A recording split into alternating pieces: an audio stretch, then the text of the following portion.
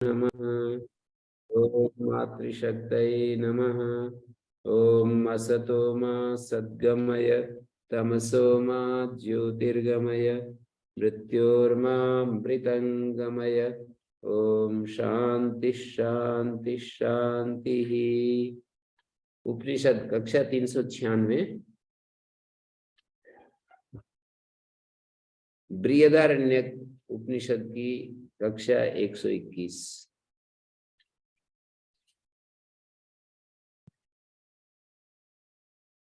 चौथे अध्याय का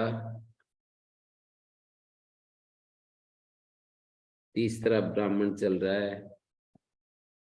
उसका प्रसंग है किन ज्योतिरयम पुरुषा, किस ज्योति वाला ये पुरुष है। शरीर, इंद्रियां, मन, बुद्धि, इनसे अलग कोई ज्योति है, इन्हीं में से कोई एक ज्योति है। तो बीच में ये विज्ञानवादी की बात आ गई कि विज्ञान को ही ज्योति मान लो, विज्ञान से अलग किसी ज्योति को की कल्पना करने से क्या लाभ है। तो उसको इन्होंने उत्तर दिया है, उसके बारे में विचार किया है। यत्तु उक्तम सालों को अन्याश्च अन्यश्च घटो जायते इति। प्रकाश सहित दूसरा दूसरा घट, अन्यश्च अन्यश्च, मेरे ख्याल में अन्याश्च गलत छप गया।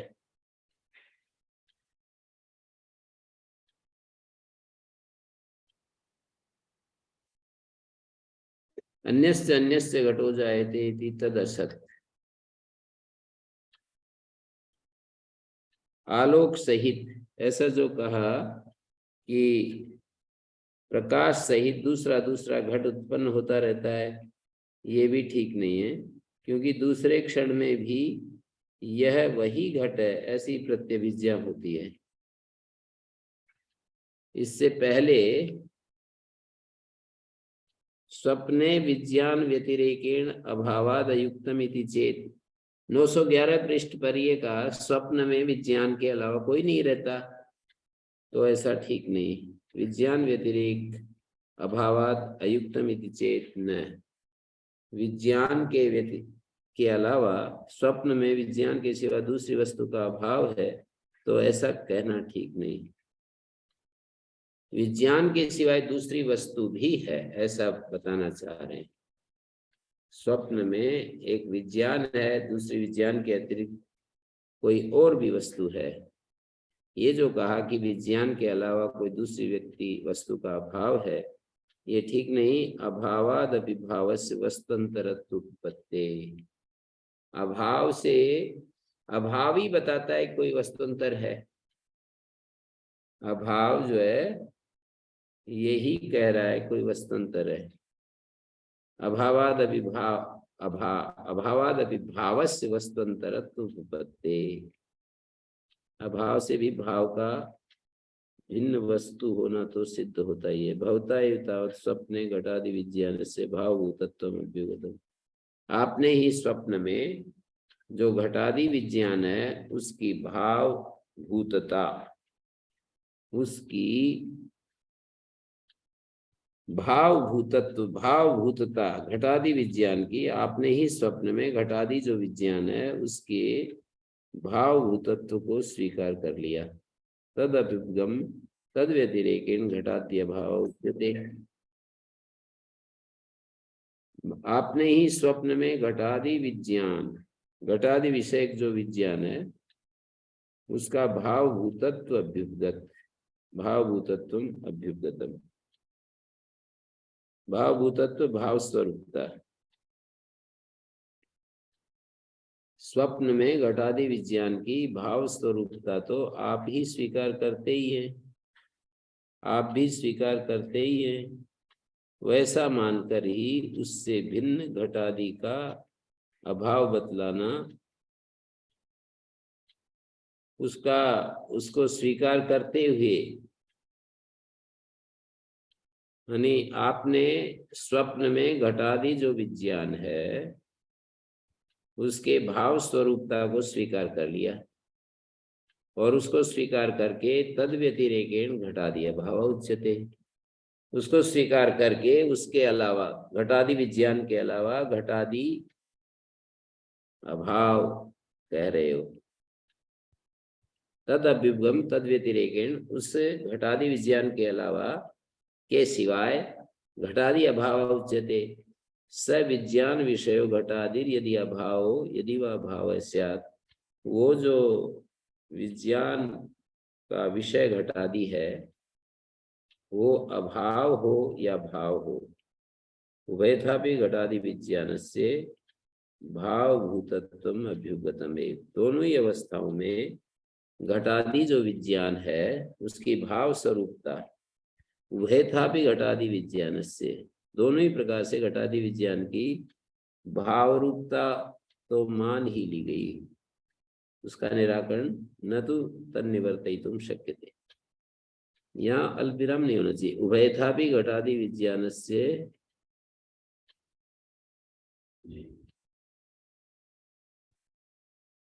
उभयथापि घटादि विज्ञानस्य भाव भूतत्वम अभ्युपगतमेव न तो तन्निवर्तयितुं शक्यते। एक तरफ तो ये कह रहे हैं कि विज्ञान ही सब कुछ है, और फिर स्वप्न में विज्ञान को स्वीकार कर रहे हैं और वस्तु को मना कर रहे हैं, ये कैसे होता है? हाँ, वैसे तो स्वप्न में तो विज्ञान ही होता है, वस्तु तो नहीं होती। ये तो सारे में विज्ञान ही मान रहे हैं, बात ही तो कह रहे हैं कि विज्ञान ही है, वस्तु बाहर को आएगी। हाँ, वो तो ठीक हुआ। ये भी कह रहे हैं कि साथ में स्वप्न में भाव तो है लेकिन वो वस्तु नहीं। स्वप्न में तो खैर वेदांती भी यही मानेगा कि विज्ञान मात्र है, स्वप्न में पदार्थ नहीं है। तो विज्ञान मात्र केवल स्वप्न में है, ये तो जागृत में भी ऐसा ही मानते हैं। फिर उसी का उदाहरण देके कह रहे हैं जैसे स्वप्न में चलो जी, स्वप्न में तो भाव मतलब विज्ञान तो है लेकिन वस्तु का भाव नहीं है, ये कैसे हो सकता है? खुद का सिद्धांत खुद काटता है। हाँ, मतलब इनका कहना यह है कि स्वप्न को दृष्टांत रूप में प्रस्तुत करके उसका दार्ष्टान्त जागृत अवस्था को प्रस्तुत करते हैं कि जैसे स्वप्न में विज्ञान तो होता है पर वस्तु नहीं होती, इसी प्रकार जागृत अवस्था में विज्ञान होता है, वस्तु नहीं होती, ऐसा कहना चाहते हैं। हाँ, तो फिर स्वप्न में उसमें अंतर क्या हुआ? सिद्धांत को ये करते हैं स्वप्न में इसमें क्या अंतर हुआ? जब तुम वहां पर भी केवल विज्ञान मानते हो, यहाँ भी केवल विज्ञान तो मानते हो, तो क्या अंतर हुआ? भवता एतावत् स्वप्ने घटादि विज्ञानस्य भावभूतत्वम् अभ्युपगतम्।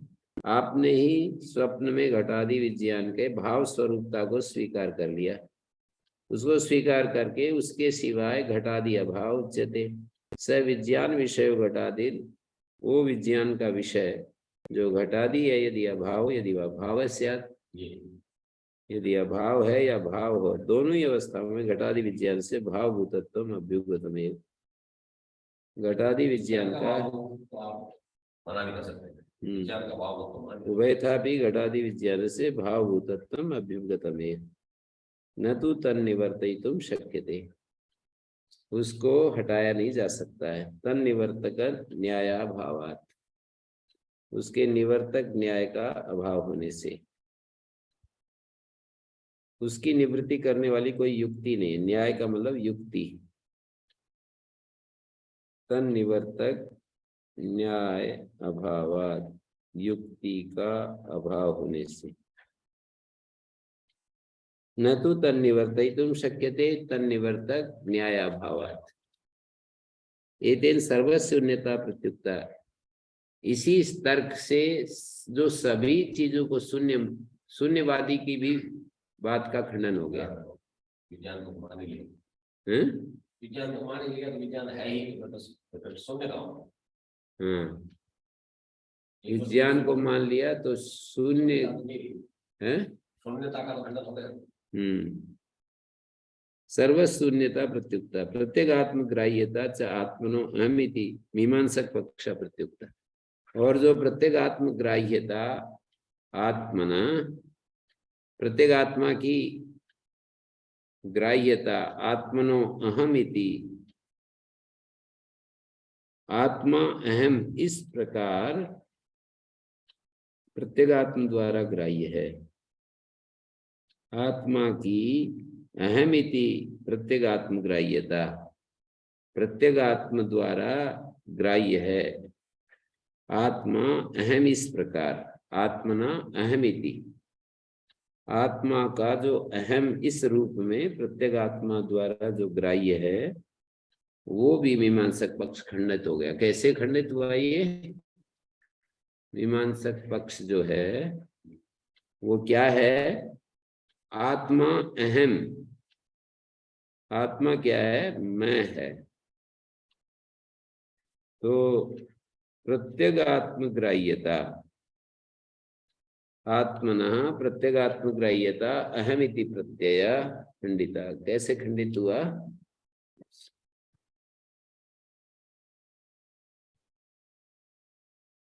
मीमांसक पक्ष कैसे खंडित हुआ? और ऐसा देखते ये कह रहा हूँ मैं ही राग हूँ और मैं ही गीता हूँ, राय हूँ नहीं सर्व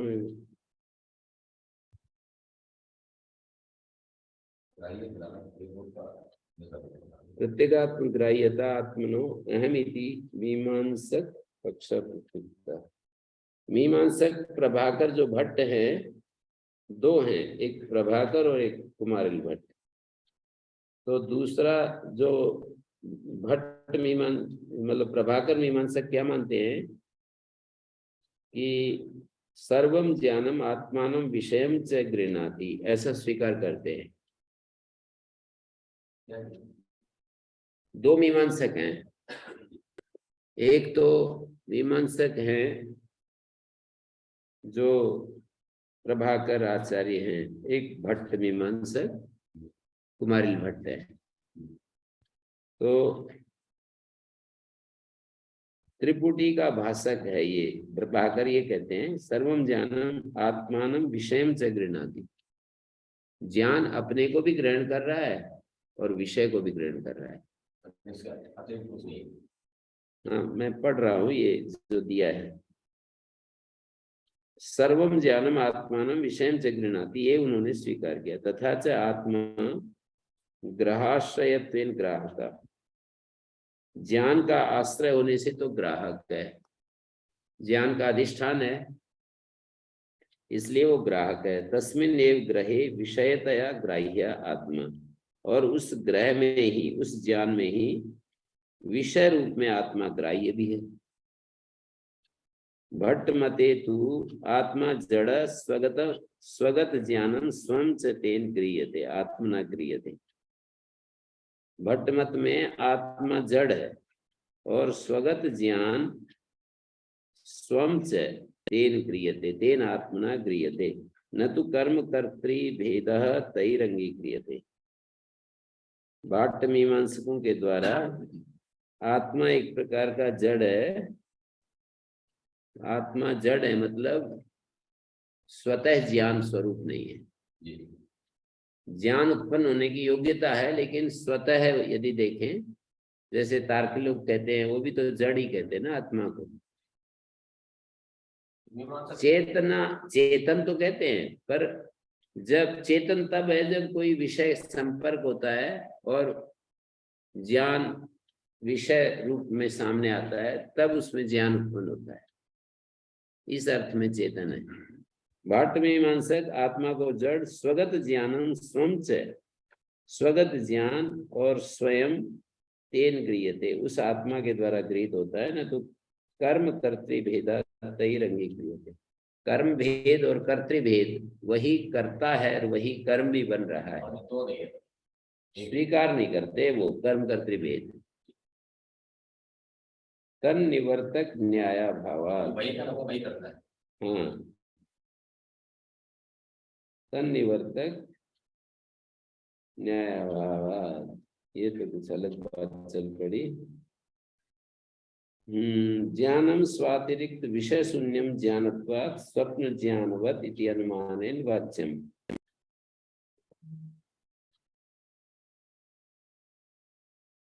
तन निवर्तक न्याया भावात, ये जो छठी पंक्ति में दिया, ये युक्ति है।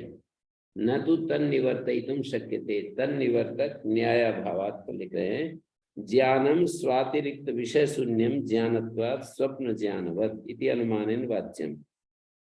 ये अनुमान का स्वरूप होगा क्या? ज्ञानम स्वातिरिक्त विज्ञान अतिरिक्त विषय शून्यम, ज्ञान जो है विज्ञान से अतिरिक्त विषय से शून्य है। ज्ञानम विज्ञान अतिरिक्त विषय से शून्य है। ज्ञानत्वात्, ज्ञान उत्पन्न होता है तो उसके अपने स्वयं का ही होता है। ज्ञानत्वात् स्वप्न ज्ञानवत्, ज्ञानत्वात् ये हेतु है स्वप्न ज्ञानवत् अनुमानेन वाच्यम। तत्र च दृष्टान्ते साध्य वैकल्यम, साध्य वैकल्य पर्वतो वन्यमान धूमात् हृदवत् वन्यमत्वं हृदय न दृश्यते, ये साध्य वैकल्य है। जो वन्यमत्व है वो तालाब में नहीं दिखाई देता। स्वप्नादि ज्ञाने भी ज्ञायमान घट सत्वात्, स्वप्नादि ज्ञान में भी ज्ञायमान घट की सत्ता होने से घटा ज्ञान व्यतिरेकेण नास्ति, घट जो है ज्ञान के अलावा कुछ नहीं है। इति उक्तौ तस्य अभाव रूपत्वम आपन्नम, तस्य माने घटस्य अभाव रूपत्वम आपन्नम सैव अन विषय इति दृष्टान्ते साध्य वैकल्यम। थोड़ा सा जटिल है, इस समझ में बड़ा मुश्किल है आना, तो आगे बढ़ जाते हैं। जितना कुछ तो बहुत जटिल है, आचार्य की न्याय प्रणाली बड़ा मुश्किल है।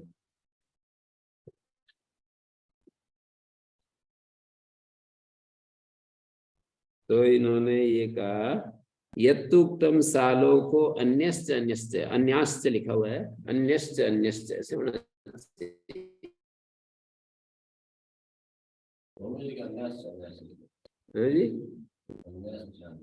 नहीं, दो दो, एक तो अन्यश्च, पहले वाला अन्याश्च, अन्यश्च अन्यश्च पीछे कहा है ये बात। सालोक अन्यश्च अन्यश्च घटो जायते तद असत्, सालोक जो है अन्यश्च अन्यश्च घटो जायते तद असत्, ये ठीक नहीं है, क्योंकि क्षणांतरे भी सैवयम घटा इति प्रत्यभिज्ञानात्, ये वही घट है ऐसी प्रत्यभिज्ञा होती है। दूसरे क्षण में भी ये प्रतिज्ञा होती है, दूसरे क्षण में भी यह वही घट है ऐसी प्रत्यभिज्ञा होती है। दूसरे क्षण में भी ये वही घट है ऐसी प्रत्यभिज्ञा होती है। यदि कहो कि काट देने पर पुनः बढ़े हुए केश और नखादि के समान उन घटों में समानता होने के कारण ऐसी प्रत्यभिज्ञा होती है। क्षणांतरे भी सैव घटा इति प्रत्यभिज्ञान सादृश्यात् प्रत्यभिज्ञानम कृत उत्थित केश नखादिषु इव इति चेत न, सादृश्य के कारण प्रत्यभिज्ञा होती है। जैसे काटे हुए केश और उत्थित नख, फिर बढ़ गए नाखून, उनकी प्रत्यभिज्ञा काट देने पर पुनः बढ़े हुए केस और नखादि के समान उन घटों में समानता होने के कारण सादृश्यात् प्रत्यभिज्ञानम कृत उत्थित, कृत कृत नहीं कृत डबल तय है, उत्थित केश नखादिषु इति चेत न, तो ऐसी बात नहीं है, क्योंकि वहां भी उनकी क्षणिकता सिद्ध नहीं की जा सकती। तत्रापि क्षणिकत्वस्य असिद्धत्वात्, नहीं की जा सकती, तत्रापि क्षणिकत्वस्य असिद्धत्वात्, उनकी क्षणिकता सिद्ध नहीं की जा सकती उस जात्येकत्वाच्च, और इसके सिवाय उन केश और नखादि की एक जाति होने के कारण भी ऐसी प्रत्यभिज्ञा होती है। ये जो पीछे एक बात कही थी सालोक अन्यस्य अन्यस्य, सालोक जो है पीछे सालोक अन्यस्य अन्यस्य इतने पेज पर बात हो सकती है।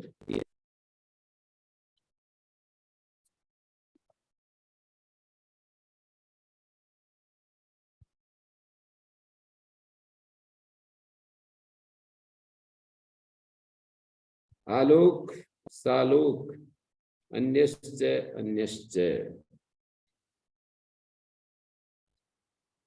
पीछे यत्तुक्तम को कह करके ना पिछली वाली बात को किसी को उठा करके लाए हैं और उसको बता रहे हैं कि यत्तुक्तम सालों को अन्यश्च अन्यश्च प्रकाश सहित दूसरा दूसरा घट उत्पन्न होता रहता है,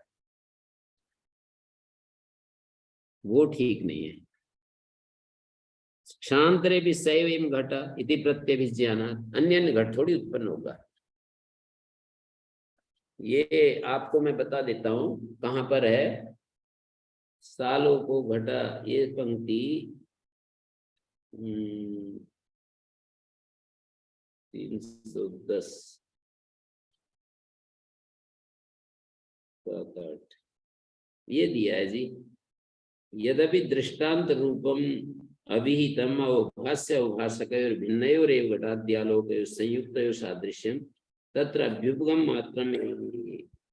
मात्रम अस्माभिरुक्तम न तत्र घटाद्य अवभास्य अवभासको भिन्नो परमार्थतस्तु घटादिरेव अवभासात्मका सालोका।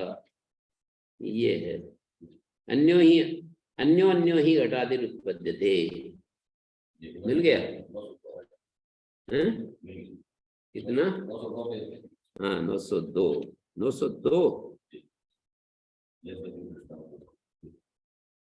हाँ 902 पर है ना। तो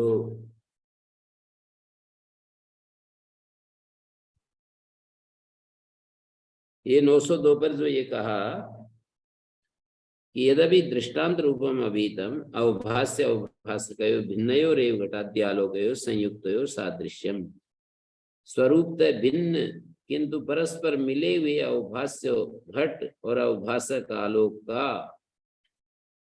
स्वरूपतः तो भिन्न है अवभास्य और अवभासक। दृष्टांत रूपम अभीतम इसको जो आपने दृष्टांत बना दिया अवभास्य अवभासक भिन्नयोरेव स्वरूपतः भिन्न होते हुए संयुक्तयों पर घटादि आलोक, लेकिन वे संयुक्त हो गए। घट जो है आकाश से युक्त इसके प्रकाश से युक्त हो गया है।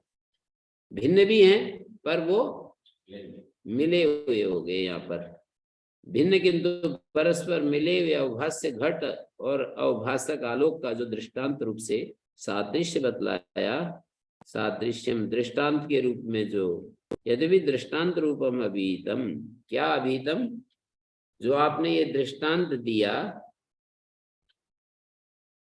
ये अल्पविराम होना नहीं चाहिए। यद्यपि दृष्टांत रूपम अभीतम अवभास्य अवभासकयोः भिन्नयोरेव घटादि आलोकयोः संयुक्तयोः सादृश्यमिति तत्र अभ्युपगम मात्रम अस्माभिरुक्तम।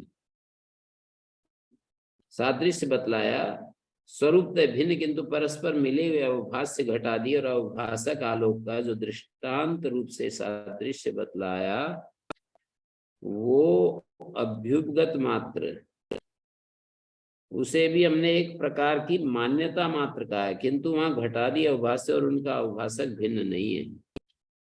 तत्र अभ्युपगम मात्रम अस्माभि, उसकी केवल उसको अभ्युपगम वाद से हमने कहा। अभ्युपगम वाद होता है ना, मान लेते हैं, चलो आपकी बात ऊपर थोड़ी देर के लिए मान लेते हैं। अभ्युपगम मात्रम अस्माभिरुक्तम न तत्र घटादि अवभास्य अवभासको भिन्नो, पर वहां पर घटादि जो अवभास्य है और अवभासक भिन्न नहीं है। परमार्थ तस्तु घटादि अवभासात्मका सालोका, अवभासात्मक भिन्न नहीं, अवभास्य जो घटादि है और उनका अवभासक प्रकाश आलोक भिन्न नहीं है। वास्तव में तो आलोक के सहित घटादि अवभास स्वरूप है। वो पक्षी कह रहे हैं सारे। वो पक्षी का ही है। हाँ पूर्व पक्षी का ये घटादि अवभास्य और उनका अवभासक भिन्न नहीं है। परमार्थ तस्तु घटादि रे अवभासात्मका सालोका, वास्तव में तो परमार्थतः मानी वास्तव में तो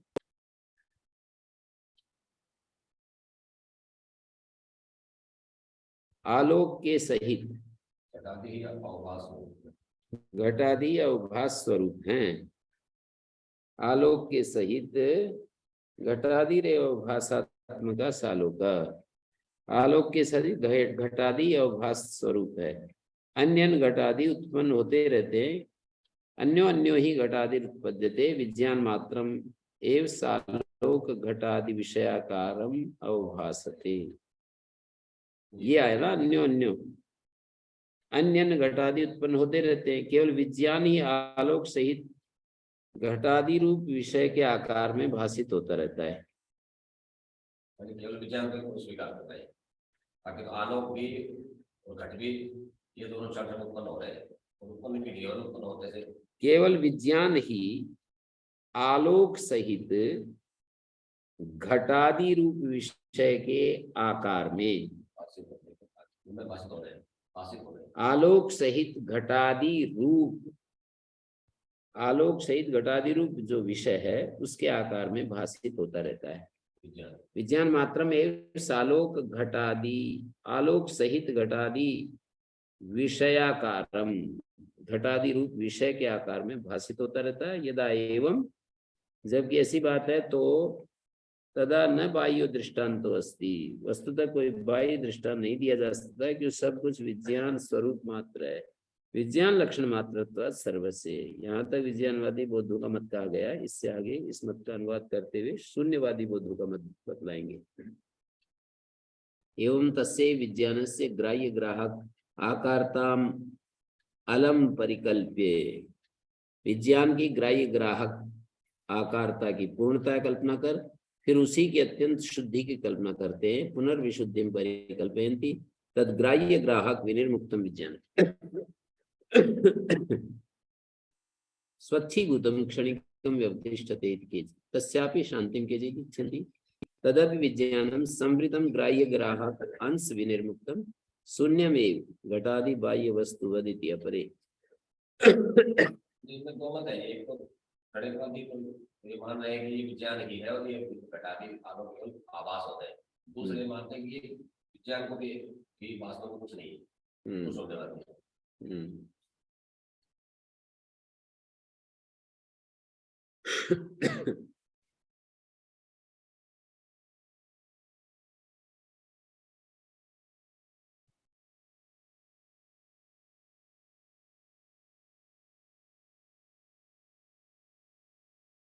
तो इसी को यहाँ पर यत्तुक्तम सालों को अन्य घटो जायते, उसको उठा रहे हैं। आलोक सहित अन्य घट उत्पन्न होता है, क्षणांतरे भी सैव घटा, प्रत्यभिज्ञा होती है तो अन्य कहां से उत्पन्न हो रहा है। सादृश्यात प्रत्यभिज्ञानम, सादृश्य के कारण प्रत्यभिज्ञा होती है। यदि ये कहो तुम कि ये तो प्रत्यभिज्ञा सादृश्य के कारण भी हुआ करती है ना, जैसे कि आलोक होता है ना नीचे से नया नया, ये जो दीपक की लो होती है तो उसमें दीपक की जो लो है नई नई सादृश्य से वही वही दिखती है। सादृश्यात, ठीक है, ऐसा मानोगे तो भी देखो प्रतिक्षण नष्ट ही हो रहा है, सादृश्यात प्रत्यभिज्ञानम कृत उत्थित केश नखादिषु चेत न तत्रापि क्षणिकत्वस्य असिद्धत्वात्, वहां भी क्षणिकत्व तो असिद्धि है। जाति एकत्वात्, उसके सिवा उन केश और नखादि की एक ही जाति होने के कारण भी ऐसी प्रत्यभिज्ञा होती है। जाति एकत्व, एक जाति होने के कारण प्रत्यभिज्ञा होती है, ऐसा कहे तो वहां भी ये, वहां पर भी जो प्रत्यभिज्ञा होती है वो जाति एकत्व के कारण होती है। फिर कहते हैं कृत्येषु पुनरुत्थितेषु च केश नखादिषु केश नखत्व जातेर एकत्वात्, काटे हुए और पुनः बढ़े हुए केश नखादि की केशत्व और नखत्व रूप से एक ही जाति, केश नखत्व जातेर एकत्वात्, केशत्व और नखत्व रूप से एक ही जाति होने के कारण उससे होने वाली केशत्व और नखत्व की प्रतीति अभ्रांति ही है। केश नखत्व प्रत्यय तन्निमित्तो अभ्रांताये। केश नखत्व जाते रेखत्वा, केश नखत्व जाति के एक होने से केश नखत्व प्रत्यय तन्निमित्तो अभ्रांताये। अभ्रांताये उससे होने वाली केशत्व और नखत्व की प्रतीति अभ्रांति ही है। केश नखत्व प्रत्यय तन्निमित्तो अभ्रांताये। नहीं दृश्यमान लूनोत्थित केश नखादिषु व्यक्ति निमित्तस्य एव इति प्रत्ययो भवति। काटे हुए और बढ़े हुए केश नखादि में केश नखत्व जाते रेखत्वात्, केशत्व और नखत्व रूप जाति के एक होने से केश नखत्व प्रत्यय, केशत्व केश और नख जो प्रतीति होती है, केशत्व और नखत्व की प्रतीति, मतलब यहाँ त्वय प्रत्यय जाति को बताने के लिए आया। केश नखत्व जाते और त्वय दोनों के साथ जुड़ रहा है। केशत्व और नखत्व जाति के एक होने से केशत्व और नखत्व जो प्रतीति होती है, प्रत्यय मानी बोध ज्ञान, केशत्व और नखत्व जो प्रत्यय है तन्निमित्तो अभ्रांताये, उससे होने वाली केशत्व नखत्व की प्रतीति अभ्रांत है। एक ही जाति होने के कारण उससे होने वाली जो केशत्व और नखत्व की प्रतीति है ना, वो झूठी नहीं है, सही है। केश नखत्व प्रत्यय तन्निमित्तो उसके कारण से, किसके कारण से?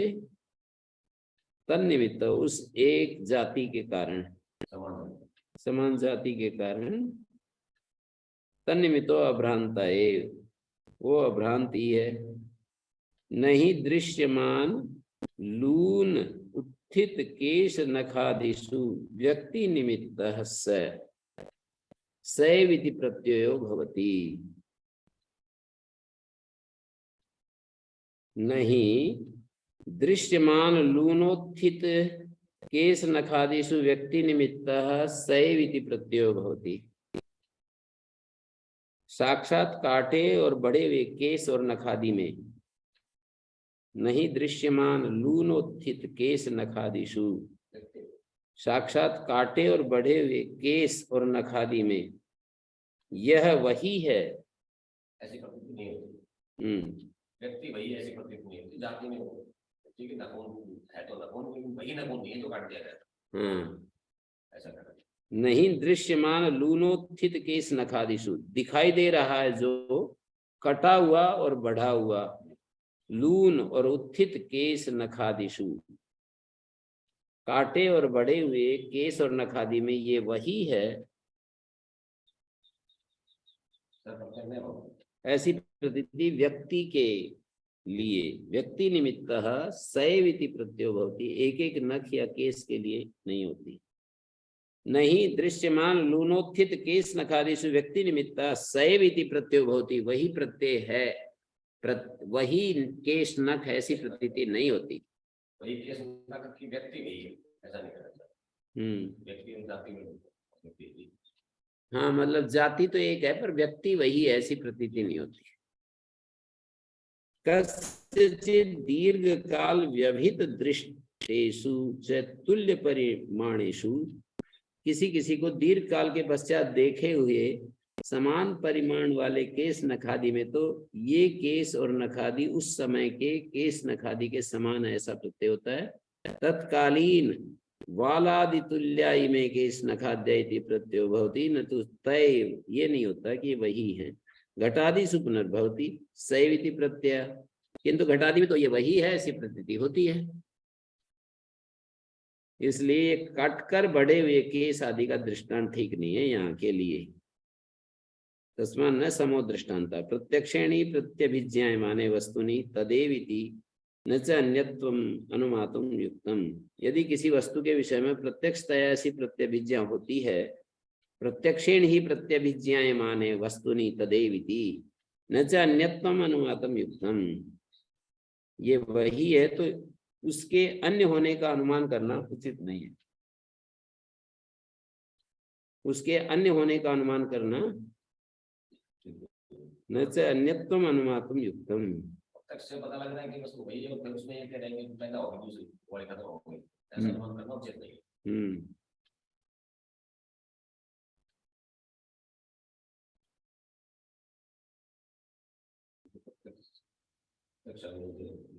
प्रत्यक्ष विरोधे लिंगस्य आभासत्वोपपत्ते।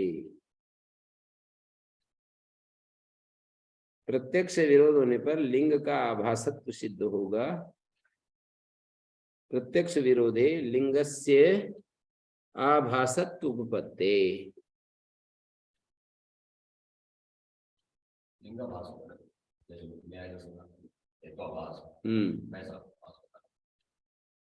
प्रत्यक्ष विरोध होने पर लिंगस्य आभासत्व उत्पत्ति सादृश्य प्रत्यय अनुपपत्ति से। ज्ञान क्षणिक है, इसलिए सदृशता का भान होना भी संभव नहीं है। सादृश्य प्रत्यय अनुपपत्ति से ज्ञान से क्षणिकत्वात् एकस्य वस्तुदर्शिनो ही वस्तुदर्शिनो वस्तुअंतर दर्शने सादृश्य प्रत्यय न तो वस्तुदर्शी एको। बहुत लंबा जटिल हो जाता है इनका ये विवेचन है। जिनको बौद्धों का खंडन करना है, महाभाष्य की विषय लिए शुरुआत करने के लिए तो ध्यान देना।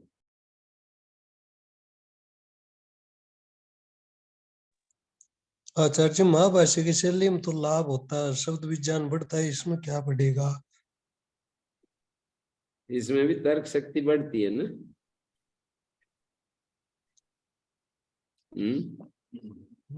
तर्क शक्ति तो जी दर्शनों से बढ़ती है, वैसे तो आंख मीच की बैठा रहा। ये दर्शन नहीं है। आपको दर्शन ही नहीं लग रहा। कोई चीज हमें समझ में नहीं आए तो वो दर्शन नहीं है ना जी, बिल्कुल एकदम से समझ में आ रहा है जी, ये दर्शन ही है। और ये सांख्य दर्शनकार ने इसका वो किया भी है जी, ये साफ है जी ये तो। परंतु मैं तो वैसे ही थोड़ा हमारा लंबा खिंच गया इसलिए जी। नहीं तो तीनों वादों का, हाँ, जो क्षणिक कर उसका वो करते हैं वो है जी उसमें। प्रत्यक्षेण ही प्रत्यभिज्ञायमाने वस्तुनि तदेव इति। यदि किसी वस्तु के विषय में प्रत्यक्षता ऐसी प्रतिज्ञा होती है कि ये वही है, उसके अन्य होने का अनुमान करना न च अन्यत्व अनुमातम युक्तम। प्रत्यक्ष से जब प्रत्यभिज्ञा हो रही है वस्तुनि तदेव, फिर न च अन्यत्वम अनुमातम युक्तम, फिर उसको भिन्नता के रूप में देखना ये ठीक नहीं है। प्रत्यक्ष का विरोध हो गया। प्रत्यक्ष विरोधे लिंग से आभासत्व उत्पत्ति। प्रत्यक्ष विरोध होने में लिंगाभास हो जाता है। सादृश्य प्रत्यय अनुपत्ति से, और सादृश्य प्रतीति की अनुपत्ति होने से ज्ञान क्षणिक है। क्या बोल दिया? ज्ञान क्षणिक है तो सादृश्य प्रत्यय अनुपत्ति से तत्प्रतिषेधार्थम एक तत्वाभ्यासा पर यही सब युक्तियां दे रखी हैं पूर्ववर्ती आचार्यों ने। आचार्य शंकर से भी पहले वाले आचार्यों ने इसी तरह की युक्तियां दे रखी हैं कि एक तत्वाभ्यासा कह रहे हैं कि आप एक तत्व किसको बौद्धों से कह रहे हैं कि आप जो क्षणिक चित्त मानता है उसका तो सारा एकाग्र ही है, उसको किसको आप एकाग्र कर रहे हैं?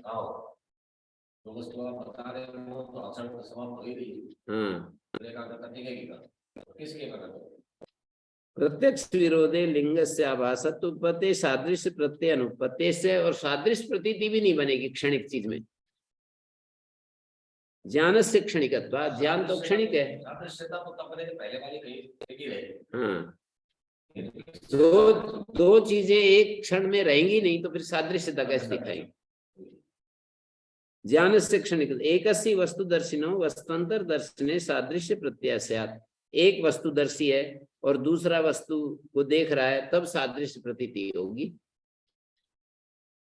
स्मृति, यदि हम स्मृति रख लें तो पहले वाले की स्मृति अगली चीज स्मृति करने वाला भी तो अक्षर में नष्ट हो रहा है। एकस्य वस्तुदर्शिनो, एक कोई वस्तुदर्शी है वस्तुअंतर दर्शने सादृश्य प्रत्याशय न तो वस्तुदर्शी एको वस्तुअंतर दर्शनाय क्षणांतरम अवतिष्ठते। पर न तो वस्तुदर्शी एक वस्तुअंतर दर्शनाय, वस्तुअंतर देखने के लिए क्षण दूसरे क्षण में ठहरता ही नहीं। विज्ञान से क्षणिकत्वात्, आपका विज्ञान ही क्षणिक है। सकृत वस्तु दर्शने ने क्षयोपपत्ति, वो तो सकृत वस्तु दर्शन में ही चला जाता है, विज्ञान भी चला जाता है, सकृत वस्तु दर्शन में ही चला जाता है। तेन इदम सदृशम इति ही सादृश्य प्रत्यय भवति। सादृश्य प्रत्यय तब होता है जब उसके ये सदृश है। कर्म करता दो अलग अलग है नहीं। हाँ वही कर्म का वही करता था, वही समाप्त हो गया। हाँ, कर्म भी वही है, कर्ता भी वही है, क्रिया का देखने वाला भी वही है, क्रिया भी वही है। और क्रिया, वो एक शब्द आता है ना, यहाँ पर व्यास भाष्य में दिया है, उनके सिद्धांत को दर्शाते हुए, क्षणिकवादिनो यद भवनम सैव क्रिया तदैव च कारकम। क्षणिकवादी के मत में जो भवन होना है वही क्रिया है और वही कारक भी है। एक समय से उभय अनवधारणम, एक समय में उभय अनवधारण, एक क्षण में स्वरूप और पररूप इन दोनों का अवधारण होना युक्त नहीं है। अपना रूप और उसी क्षण को ग्राह्य भी है, ज्ञाता रूप चित्त का और विषय का उदाहरण नहीं हो सकता। उसी क्षण को राग भी है, यानी वो ग्राह्य भी है और ग्रहण भी है, हाँ, ग्रहीता भी है। एक साथ दोनों नहीं हो पाएंगे। जब वो ग्रहीता है तो ग्राह्य नहीं है, ऐसा है। तो यहाँ पर बतलाया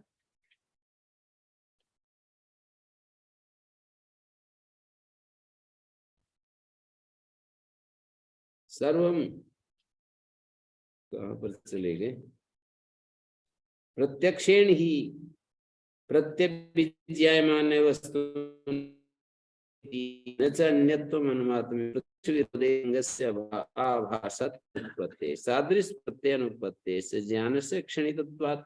एकस्य वस्तुदर्शिनो, एक जो वस्तु देखने वाला है, वस्तुअंतर दर्शने सादृश्य प्रत्यय स्यात् न तो वस्तुदर्शी एकः, कोई वस्तुदर्शी एक है, वस्तुअंतर दर्शनाय क्षणांतरम अवतिष्ठते। वस्तुदर्शी, वस्तु को देखने वाला एक है और वस्तुअंतर देखने के लिए क्षणांतर में ठहरता नहीं है। विज्ञान मात्र क्षणिक है। सकृत वस्तु दर्शने ने क्षयोपपत्ति, एक बार वस्तु देख करके ही विषय भी समाप्त और विषय भी समाप्त। पहले वाले देखे वो भी रहे और आगे वाले को भी देखे। हाँ, मतलब विषय भी समाप्त और विषय भी समाप्त। पहले वाले वस्तु भी समाप्त हो गई, देखने वाला भी समाप्त हो गया और देखना क्रिया भी समाप्त हो गई। फिर नहीं पैदा हुए तो पिछले वाले का वो नहीं कह सकते। तेन इदम सदृशम इति सादृश प्रत्यय भवति, उसके ये सदृश है। तेन इति दृष्ट स्मरणम, इदम इति वर्तमान प्रत्यय। तेन, उसके यह सदृश, दृष्ट का साथ स्मरण होता है। तेन इति पहले देखे हुए का स्मरण है, और इदम इति वर्तमान प्रत्यय, यह इस पद से वर्तमान की प्रतीति होती है। तेन इति दृष्टम स्मृत्वा, तेन इस प्रकार पहले देखे हुए को स्मरण रखकर, तेन इति दृष्टम स्मृत्वा, पहले देखे हुए का स्मरण रखकर, यावत इदम इति वर्तमान क्षण कालम अवतिष्ठे, देखने वाला इदम ऐसे अनुभव पर्यंत, हाँ, यावत इदम इति वर्तमान क्षण कालम अवतिष्ठे, कहने वाला पिछले क्षण तो देखा था, क्षण देख रहा हो, हाँ, तो वो क्षणिकवाद ही क्या हो, फिर क्षणिकवाद नहीं रहेगा। तेन इति दृष्टम स्मृत्वा, उसको देखे हुए को स्मरण करके, यावद इदम इति वर्तमान क्षण कालम अवतिष्ठेत, इस वर्तमान क्षण पर्यंत यदि वो ठहरे, देखने वाला इदम ऐसे अनुभव पर्यंत वर्तमान क्षण काल तक रहेगा, तो क्षणिकवाद की हानि हो जाएगी। वर्तमान क्षण कालम यावद इदम इति, इदम कहने तक यदि वो ठहरता है, क्षणिकवाद हानि अथ तेन इत्येव उपक्षीणा स्मारता प्रत्यय इदमिति च अन्य वर्तमान कालिका प्रत्यय क्षीयते। और यदि तेन इतने ही से स्मृति ज्ञान क्षीण हो गया, स्मारता प्रत्यय उपक्षीण, स्मार्त प्रत्यय स्मृति ज्ञान क्षीण हो गया, और इदम ऐसा दूसरा ही वर्तमान कालिक ज्ञान क्षीण हो गया। इदमिति च अन्य वर्तमानिकः प्रत्यय क्षीयते ततः सादृश प्रत्यय अनुत्पत्ति तेन इदम सदृशमिति अनेक दर्शिना एकस्य अभावात्। सादृश का होना संभव नहीं क्योंकि यह उसके समान है, इस प्रकार तेन इदम सदृशम, यह उसके प्रकार, इस प्रकार इस और उस अनेक वस्तुओं को देखने वाला कोई एक नहीं है। दोनों को देखने वाला एक का अभाव होने से तेन इदम सदृशमिति अनेक दर्शिना एकस्य अभावात्, अनेक चीजों को देखने वाले एक सत्ता का अभाव है जो अनेकों को देखे। देखने वाला भी उसी क्षण होता है, देखने की क्रिया भी उसी समय और दृश्य भी उसी समय, तीनों एक साथ होते हैं और चले जाते हैं। यदेव भवनम साइव क्रिया तदेव कारकम, कारक मानी देखने वाला, और जो हुआ और जो क्रिया हुई देखने की सब अगले क्षण चली जाती है। इन्होंने ये दिया है भूतिरेषाम क्रिया सैव कारका सैव उच्यते, क्षणिका सर्व संस्कारा अस्थिराणाम कुतः क्रिया, सारे संस्कार क्षणिक है, अस्थिरों की क्रिया कैसे होगी। भूतिरेषाम क्रिया सैव कारकम सैव च उच्यते, भूति माने उत्पत्ति, भूतिरेषाम च उच्यते। तो इन बौद्ध सिद्धांतों का जगह जगह खंडन करते हैं आचार्य शंकर। आत्मज्ञान क्षण में विषय ज्ञान और विषय ज्ञान क्षण में आत्मज्ञान होना युक्त नहीं है, परंतु विज्ञानवाद में चित्त जब एक क्षणिक है तो ज्ञाता ज्ञान क्रिया और जे मानी भूति उत्पत्ति जब उसके अंतर्गत है तो निज रूप को मैं ज्ञाता हूं इस रूप को, और जे को या पर रूप को विषय रूप को जानने का अवसर नहीं मिलेगा। एक क्षण में स्वरूप और पररूप इन दोनों का उदाहरण होना युक्त नहीं है। क्षणकवादियों के मत में जो उत्पत्ति है वही क्रिया है और वही कारक भी है, तो उनके मत में कारक रूप ज्ञाता और जे या उत्पन्न भाव इन दोनों का ज्ञान या क्रिया एक ही काल में होना उचित नहीं, परंतु ऐसा नहीं होता है। चित्त स्वाभास नहीं होता है, चित्त को स्वाभास नहीं कह सकते, वो अन्याभास है, किसी अन्य के द्वारा प्रकाशित होता है। चित्त को विषयाभास है, ये एक सिद्ध सत्य है, पर स्वाभास, उसको स्वाभास कहने से उसे ज्ञाता और जे दोनों ही कहना पड़ता है। चित्त जो है विषयाभास है, ये एक सिद्ध सत्य है, उसको स्वाभास कहने से उसे ज्ञाता जे दोनों ही कहना पड़ता है। उभयाभास होने से एक क्षण में ही निज रूप का या ज्ञाता रूप का, मैं ज्ञाता हूं इस प्रकार का, और विषय रूप इन दोनों का उदाहरण होगा।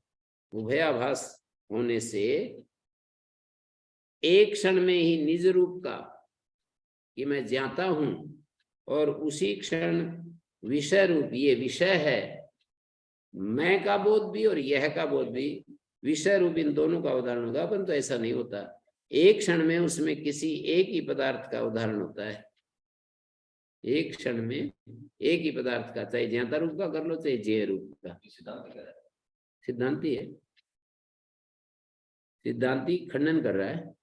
जो हम किसी वस्तु को जान रहे होते हैं और स्वयं को भी साथ साथ जान रहे होते हैं, नहीं होता है, थोड़ा काल का भेद रहता है। मतलब जब हम विषय को देख रहे हैं ना, उस समय अपने को नहीं देख रहे, विषय से हटना पड़ता है जब अपने को जान रहे होते हैं। मैं को जानने में विषय से हटना पड़ता है, यह को जानेंगे तो मैं को नहीं। या मन की गति के कारण से हम एक क्षण यह को जानते हैं, दूसरे क्षण की भी मतलब सैकड़ों विभाग करके देख लीजिए, एक बार वह पर जाते, यह पर जाते, एक बार मैं पर। काल एक कितना छोटा है तो काल का भेद है, माने एक क्षण तो यह चला जाता है जे के ऊपर, दूसरे क्षण जान को रहता है, जानने वाला अपने को जान रहा है ना। जब ये भी कहता है कि मैं अपने को भी जान रहा हूँ और इसको भी जान रहा हूँ, तो वो आगे पीछे होता रहता है, कभी ज्ञाता रूप में आ जाता है, कभी जे रूप में चला जाता है। एक साथ जानने की विषय रूप इन दोनों का अवधारण होगा, परंतु ऐसा नहीं हुआ करता। एक क्षण में उनमें से किसी एक ही पदार्थ का अवधारण होता है। जिस चित्त व्यापार से विषय का ज्ञान होता है, उससे ज्ञाता रूप चित्त का भी भान नहीं होता, उससे ज्ञाता रूप चित्त का भी भान नहीं होता है। तो जब ज्यादा चित्त अपने को जान रहा होता है, साथ में ये बोध भी हो रहा होता है कि मैंने इसको जाना, तो वो बहुत ही सूक्ष्म आगे पीछे होता रहता है ना। जो उसी क्षण उसको ऐसा लगता है कि मैं इसको जाना इसको, तो इसको मतलब स्मृति रहा है, स्मृति से दोबारा भर गया था, स्मृति से आए या तुरंत ट्रांसफर हो जाए उसके ऊपर, विषय के ऊपर, और पहले अपने पर, फिर कभी विषय पर, अपने पर। मैं अपने को भी जान रहा हूँ, विषय को भी जान रहा हूँ।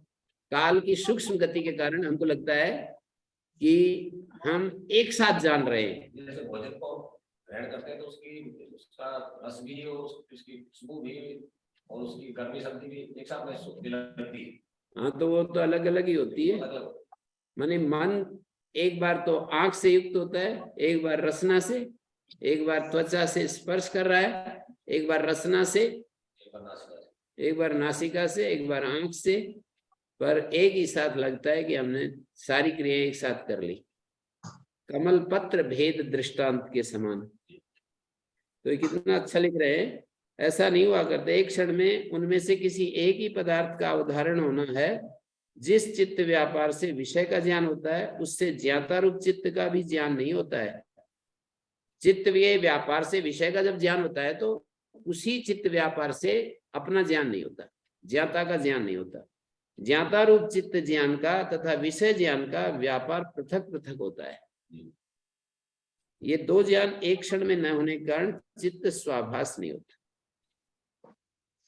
दो ज्ञान, चित्त को स्वाभास कहने से वह ज्ञाता है ऐसा मानना पड़ेगा, अतः चित्त के स्वरूप का अर्थ होगा मैं ज्ञाता हूं, इस प्रकार का भाव। और पररूप का अर्थ होगा जे रूप, ये देखो ये घटपट आदि पदार्थ,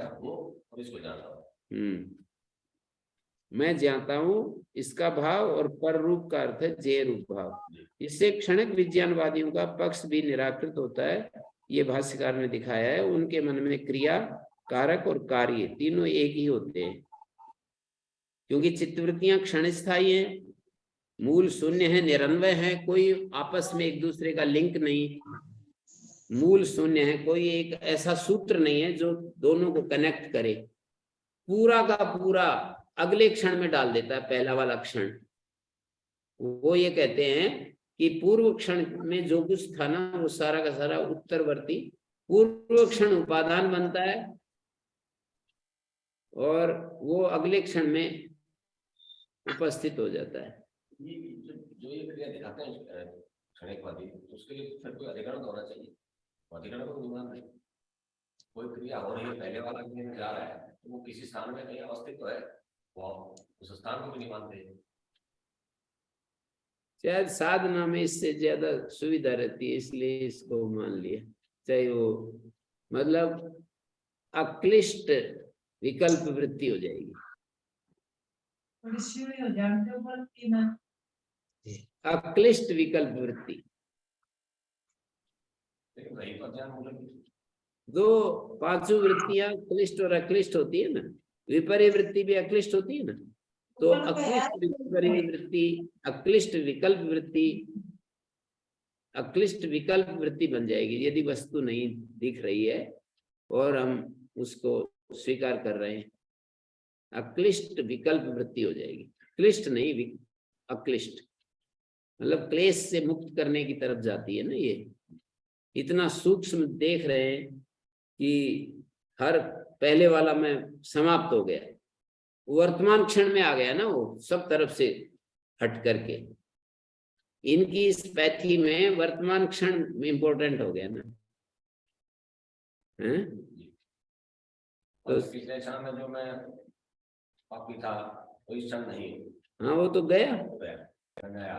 हाँ दूसरा कुछ तो नाम है कभी तो इग्नोर वाली डबल सिद्धांत देने में स्थापित किया है, लेकिन मैं किस सिद्धांतों में मैं किस सिद्धांत में कहेगा मेल तो कैसे खाएगा, मेल खाता तो खंडन क्यों करते हैं?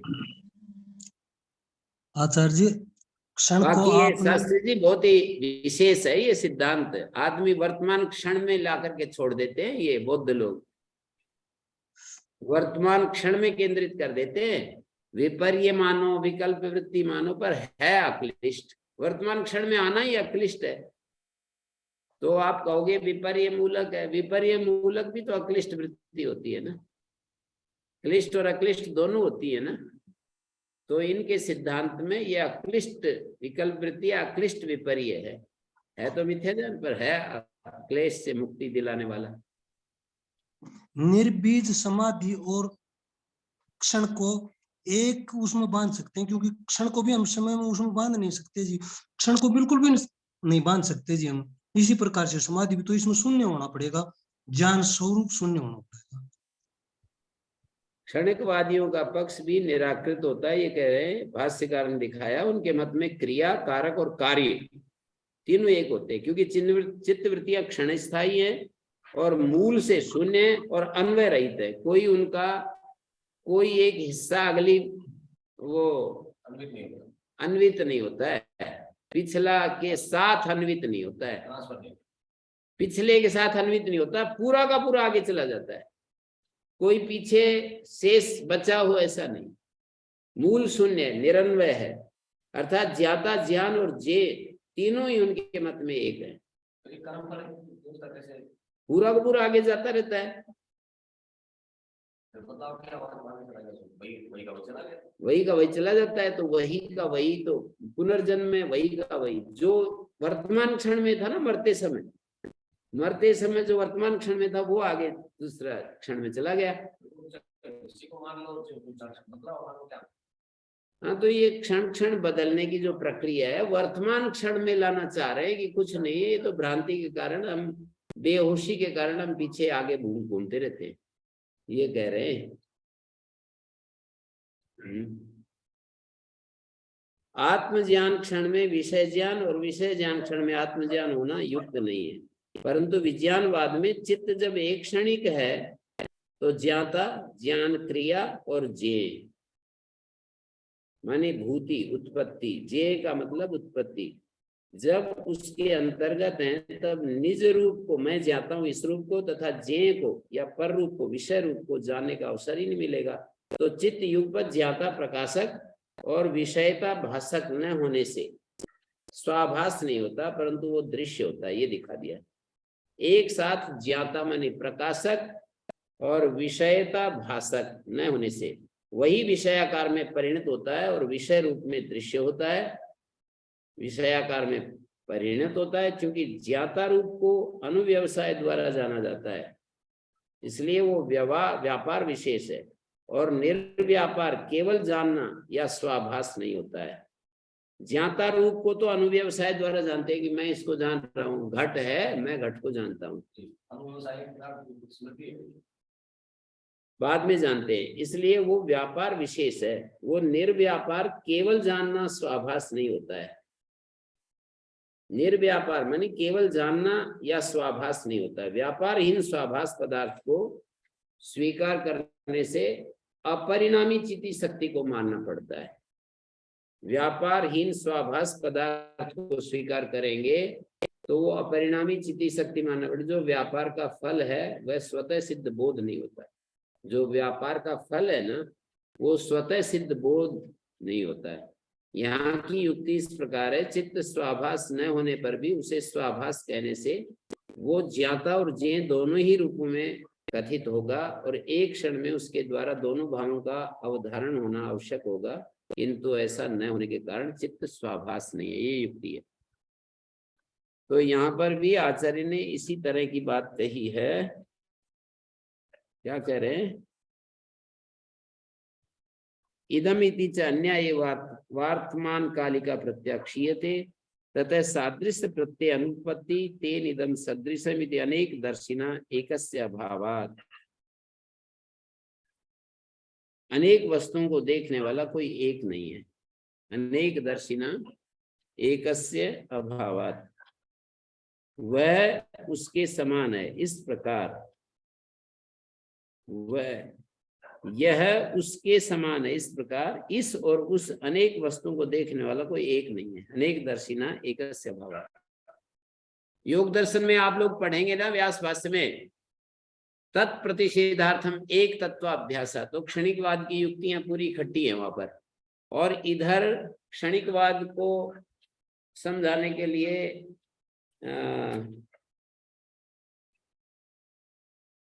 17 चौथे पाद का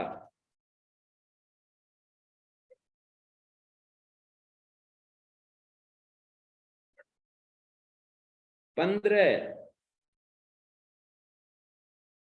16, 17, 15, 16, 17, 18, 19, 20, 21 7 सूत्र हैं ये। चौथे पाद में जो 7 सूत्र हैं, इन 7 सूत्रों को यदि हम पढ़ लेंगे तो ये बौद्ध सिद्धांत समझ में आ जाएगा। योग दर्शन के कैवल्य पाद के 7 सूत्र 15 से लेकर 21 तक, 15वां, 16वां, 17वां, 18वां, 19वां, 20वां, 21वां 7 सूत्र हैं। इनको यदि आप देखें, देखना चाहें, आप समझना चाहें तो वहां जाकर के देख सकते हैं। स्वामी हरिरानंद आरण्य का जो वो है भाष्य है, उसमें विस्तार से दिया है। और एक सूत्र वो वाला है, तत्प्रतिषेधार्थम एक तत्वाभ्यास, पहले पाद का 31वां सूत्र। हाँ 32 होगा, तत्प्रतिषेधार्थम एक तत्वाभ्यास। व्यपदेश अनुपपत्ति से द्रष्टव्य दर्शने निपक्षयात् विज्ञानसिदं पश्यामि अद अद्राक्षमिति व्यपदेश अनुपपत्ति। विज्ञान की क्षणिकता मानने पर, विज्ञान जब क्षणिक है तो द्रष्टव्य दर्शने निपक्षयात्, व्यवहार की भी सिद्धि नहीं हो सकती। कैसे? व्यपदेश अनुपपत्ति से, व्यपदेश का मतलब व्यवहार की भी सिद्धि नहीं होगी। विज्ञान की क्षणिकता मान ली तो व्यपदेश अनुपपत्ति, द्रष्टव्य दर्शने निपक्षयात्। विज्ञान तो द्रष्टव्य को देखकर ही क्षीण हो जाता है। द्रष्टव्य दर्शने निपक्षयात्, विषय को देखा समाप्त हो गया। हाँ बताएंगे मैंने देखा। हाँ, द्रष्टव्य दर्शने निपक्षयात् विज्ञानस्य इदं, ये उपक्षयात विज्ञान से, इदम पश्यामि अधो अद्राक्षरम, ये मैं देख रहा हूं, ये विज्ञान से पहले के साथ जुड़ रहा है। द्रष्टव्य दर्शनस्य एव उपक्षयात विज्ञान से, विज्ञान जो है द्रष्टव्य के दर्शन में ही क्षीण हो गया। इदम पश्यामि अधो अद्राक्षम इति व्यपदेश अनुपपत्ति, ये व्यवहार ही नहीं बनेगा। मैं ये देख रहा हूं, मैंने इसे देखा, ये व्यवहार संभव नहीं। व्यपदेश में नहीं, व्यवहार। व्यपदेश शब्द का अर्थ है व्यवहार।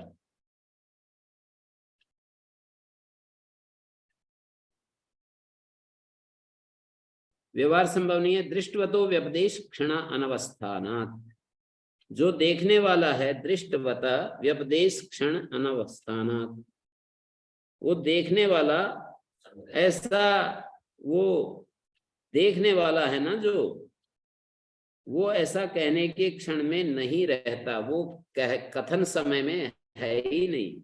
व्यपदेश क्षण अनवस्थानात्, व्यपदेश क्षण में वो है ही नहीं। अथवतिष्ठित यदि कहते हो कि नहीं है,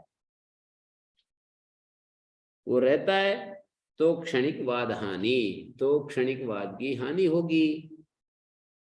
क्षणिकवाद साधना की दृष्टि से बहुत है, सिद्धांत की दृष्टि से बढ़िया नहीं। देखो कितना कमाल की बात आपको बता दी है। ये सारा है, ये साधना की दृष्टि से तो बहुत अच्छा है, पर सिद्धांत के ऊपर जो ज्यादा ही तुले रहते हैं उनके लिए ठीक नहीं बैठे। जिनकी समझ में आ गया कि सिद्धांत के ऊपर ठीक नहीं है तो उसको विश्वास नहीं करेंगे तो साधना हो ही सकती नहीं, साधना बढ़िया चलती है। टिकेगा ही नहीं, बार-बार ये विचार आएगा कि ठीक है। नहीं नहीं, वो तो हमने जब पहले ही निश्चय कर लिया कि सिद्धांत में ठीक नहीं उतरेगा, तर्क और युक्तियों में ठीक नहीं उतरेगा, लेकिन साधना में बहुत उपयोगी है। ये जो पूछते रहते हैं कि ये जो अक्लिष्ट विपर्य वृत्ति कैसे होती है, ये विज्ञानवाद का बड़ा प्रबल उदाहरण है कि मिथ्या ज्ञान भी अक्लिष्ट कैसे होता है। ये काफी पूछते रहते हैं ना हमारे शेखर जी, तो इसको पकड़ सकते हैं। विज्ञानवाद का मतलब वर्तमान क्षण में आ जाना, बिल्कुल भूत भविष्य से हट करके वर्तमान क्षण में लिव इन प्रेजेंस, अवेयरनेस, पूरा टोटली वर्तमान क्षण में रहने का नाम विज्ञानवाद है। तो ऐसी बुद्धि बनेगी कि मैं इस क्षण में जो होना तो पिछले क्षण में था, वरना मैं अगले क्षण में। हाँ, तो यही तो कृष्णमूर्ति ने तो मेरे ख्याल में इन बौद्धों के विज्ञानवाद को पकड़ करके उन्होंने पूरा अपना सारी दर्शन कुछ नहीं खड़ा किया उन्होंने, मतलब पूरी जिंदगी इसी के ऊपर बात करते रहे। भूत भविष्य वर्तमान से हटो, नाव में आ जाओ, ऐसे कहते हैं। भूत भविष्य वर्तमान जो है ना, वही बंधन है। नाव जो है टर्नल है, शाश्वत है, ऐसा उनका कहना है। पूरा मेरे को अब पकड़ में आ रहा है कि कृष्णमूर्ति ने कहाँ से पकड़ा ये इतना ज्यादा जो जोर देते हैं वर्तमान क्षण में रहने के लिए, लिव इन प्रेजेंस। तो एक शब्द में यदि आप निष्कर्ष रूप में कोई पूछे या आप अपने लिए भी निष्कर्ष निकालो, तो विज्ञानवाद साधना के लिए तो बहुत अच्छा है, सिद्धांत में खरा नहीं उतरेगा। सिद्धांत माने युक्तियों में खरा नहीं उतरेगा। युक्तियों का क्या करना है, जिन विद्वानों के लिए छोड़ दो युक्ति, आपको साधना करनी है तो वर्तमान क्षण में आ जाओ।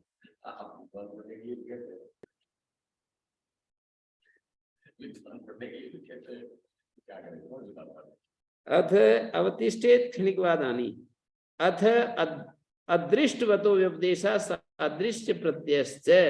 यदि वो कथन न देखने वाले का है, अदृष्टवतः व्यपदेशा, जिसने देखा नहीं वो कह रहा है, और सादृश्य प्रत्यय, और कहो कि उसी को सादृश्य प्रत्यय हो रहा है, तदानीम जात्यंधस्य, ऐसा हो जाएगा कि तर्क में तो पछाड़ी देंगे आचार्य, तो तुम्हारा ऐसा होगा कि जात्यंधस्य रूप विशेष व्यपदेश, तो ऐसा हो जाएगा कि जैसे जात्यंध था उसको रूप दिख गया, बिना देखे ही जिसने ये कह दिया कि ये वैसा ही है। कितने कितने तर्क ले आएंगे हैं। अदृष्टवतो व्यपदेश सादृश्य प्रतीति तदानीम जात्यंतस्य रूप विशेष व्यपदेश तत्सादृश्य प्रत्यय, और उसके सादृश्य की भी प्रतीति हो रही है। सर्वम अंध परंपरा इति प्रसज्जेत, सब कुछ अंध परंपरा हो जाएगी। सर्वज्ञ शास्त्र प्रणयन आदि, और तब तो सर्वज्ञ बुद्धि के शास्त्र प्रणयन आदि सबके सब अंध परंपरा ही हैं। सर्वम अंध परंपरा प्रसज्जेत, सर्वज्ञ शास्त्र प्रणयन आदि जो है ना, सर्वज्ञ शास्त्र प्रणयन आदि, वो सर्वज्ञ बुद्धि के शास्त्र प्रणय आदि सबके सब अंध परंपरा ही हो जाएगी। नचते, ये तो चाहते नहीं है, ये बात इष्ट नहीं है। अकृत अभ्यागम कृत विप्रणाश दोषौतु प्रसिद्ध तरु क्षणिकवादे, और अकृत अभ्यागम और क्षणिक ये कृत विप्रणाश भी क्षणिकवाद में आ जाएंगे। मैंने सही निष्कर्ष निकाला है, क्षणिकवाद साधना के लिए अच्छा है, सिद्धांत के लिए गड़बड़ है। तो ये कहेंगे कि मिथ्या ज्ञान से कैसे अक्लिष्ट वृत्तियां, और कैसे हमारे मिथ्या ज्ञान भी, आचार्य ने, ये पतंजलि ने पहले ही कह दिया कि विपर्य अक्लिष्ट वृत्ति भी होती है। विपर्य विकल्प यानी अक्लिष्ट विकल्प भी होता है, अक्लिष्ट विपर्य भी होता है। तो साधना, भगवान बुद्ध जब मुक्त हो गए तो आप क्यों नहीं मुक्त होंगे? वो लोग सिद्धांती जो लोग है ना वो कहेंगे वो मुक्त नहीं हुए, उनका मिथ्या ज्ञान ही नहीं हटा था। वो तो आचार्य शंकर को भी कह देते, मैंने सुना है ऐसे कई कई प्रवक्ताओं से सुना कि आचार्य शंकर मुक्त नहीं हो सकते, मुक्त नहीं हुए। शंकर से तो जो अद्वैतवाद को मानने वाले नहीं है वो तो करेंगे। उन्हीं में से एक व्यक्ति बोल रहे थे कि आचार्य शंकर मुक्त नहीं है। मुक्त नहीं बहुत से लोग तो अज्ञान नहीं कुछ करते हैं, इतना भी ज्ञान नहीं। ओम शांति शांति शांति।